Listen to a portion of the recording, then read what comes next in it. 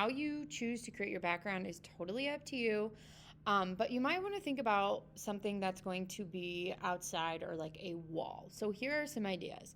You might use a brick style of wall. You might choose that you kind of want like wood style. So this brick style is probably going to be best done. You could draw it out if you wanted to. I'm also going to show you a different way that you could do it with paint.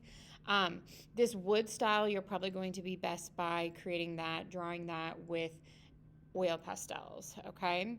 Here's another different style of brick that's a little bit different for you to look at. Do you want it to be in a specific place? Do you want it to be in more of a decayed building? Do you want it to be on the side of a house? I don't know. You get to choose as far as that goes. You could even say, you know what? I want it to be on like a funky wallpaper, colorful background. By all means, that's going to be up to you, okay? And then if you wanted to go really wild with it, you could do it nice and colorful, okay? So I'm going to show you where you can get some of these materials to get started and give you an idea of one way that you can create a background. Okay, here are some of the extra materials you might use for creating your background. I have set out these materials. If there's something else that you need, maybe it's in your bin, or if you don't know where it's at, then you're just not going to use it until I can give those materials for you. So it's located just over here on the counter. So here we have a bin of sponges that you need to clean these out when you are done. These plates are going to be what you put paint on if you're doing like a brick style background, okay? Here are the different paint options. You can see I kind of just have browns, blacks, and grays. I'll also probably add a little bit of a red so you can get like a red brick color. And then glue bottles if you get done for it, okay? So these are probably be the main materials that you will use. Okay, so for mine here, I'm gonna grab a plate and I'm gonna put a couple of different colors on here, and then I'm gonna grab a sponge, and then we'll get started. All right, before we get started here on our background, what you will need, so this is a sloppy copy paper, which is located on top of the drying rack. You will want to have that down at your table.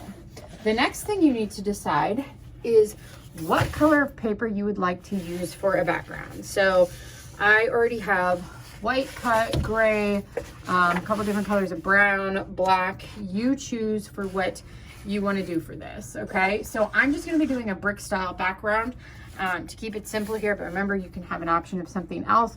So this paper is kind of like a tan color that I did dark brown on top of. So basically whatever you do, you just want to make sure that you can see what you're doing. So I think I'm going to use a gray one for my example here. Another thing when considering, what kind of paper am I going to use? Is it going to stand out on your background? Okay, so for instance, I probably don't want to do a brightly colored background with my letters, even these letters here, because it would all just blend in, right? So you want to make sure that you have something that is contrasting, okay? So I already got my paint ready. You saw where I got that from, and here's what it looks like now, okay?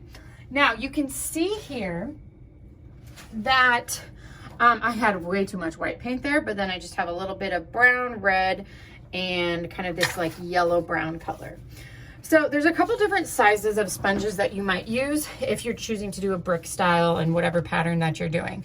So there might be bigger ones, there's smaller ones. I'm gonna use the smaller one, but I have my piece of paper here, my sloppy copy, and I'm actually gonna have a test copy here so I can stamp and get rid of any of that extra stuff on there. So watch how I do this. Your hands might get a little messy, so you please wash them off at the end. So what I'm doing is I'm just kind of getting this in here, and like I said, I want my color to kind of be a red brown brick color, so I'm putting all those colors on there.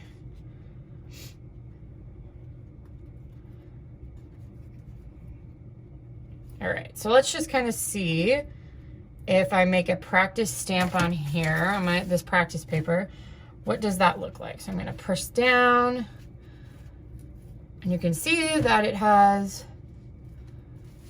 kind of some nice textures, some colors. Maybe there's too much white over here, so I want to cover that up.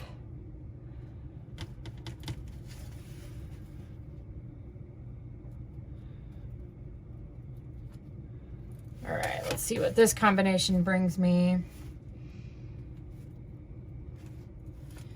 All right, so that's kind of maybe the style that I'm going for. If there's like, you know, if you don't like the way something looks, you can go over top of it. See how that changes it a little bit, but a little paint will go a long way. So I'm gonna go ahead and fill in my background.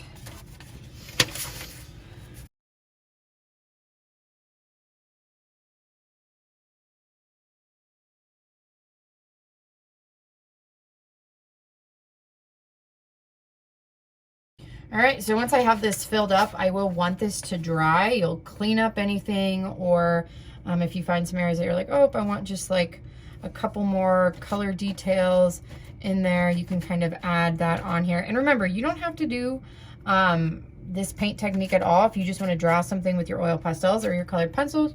By all means, please do that. Okay, so then from here, I'm going to let this dry. If it doesn't fit in your bin, just put it on the drying rack. Make sure your name is on the back of the paper. You are going to clean this out entirely in the sink and put it back in the bin. And then these you will also clean off. If somebody could use, like I have a lot of white paint here, try not to waste that. So if somebody else needs it, ask them. But use this to scrub it off with a paper towel in the sink, and then you need to put it back. Okay, so then when this is all dry, you will take your word and we will glue it on top of it. Okay, I'm not going to do mine yet because it's wet.